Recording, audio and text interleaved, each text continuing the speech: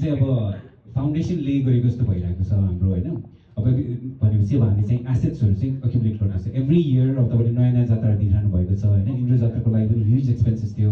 तपाईँले कति अब डेलिभरी कस्टहरूले गर्दाखेरि पनि हाम्रो चाहिँ ह्युज चाहिँ कस्ट चाहिँ डेलिभरीमै गएको थियो अब नेक्स्ट जात्राहरू हुँदै जाँदाखेरि अब फर्स्ट बिचको जात्रामा जाँदाखेरि त प्रिटी मच लस नै थियो सेकेन्डमा अलिकति ब्रेक इभन भयो अब थर्ड हुँदाखेरि चाहिँ we are looking forward to makes delivery profit होइन अब हेरौँ के हुन जान्छ त्यो पनि अब भेन्यूको कन्स्ट्रेन्टले गरेर अब हाम्रो इन्द्र जात्रामा 35,000 जति मान्छे थियो फर्स्ट बिचको जात्रामा 1900-2000 जति थियो ए फर्स्टमा सरी सेकेन्डमा चाहिँ अनि 1900 जति थियो भने चाहिँ यसपालि अझै ठुलो गर्न खोजेको तर भेन्यू नपाएको भएर चाहिँ अब हामीले क्याप गर्नुपर्ने 2500मा छ अब त्यही भइदिएको र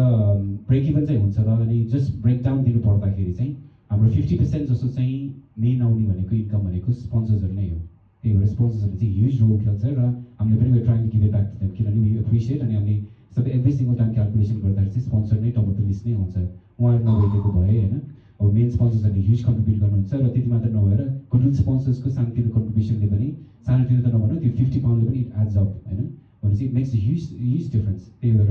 हामी सबैजनालाई कम्युनिटीमा चाहिँ अलिअलि सपोर्ट गर्न सक्नुहुन्छ जति सक्नुहुन्छ त्यो चाहिँ गरिदिनु होला अनि हाम्रो 40% रेभेन्यू आउने भनेको चाहिँ अनलाइन र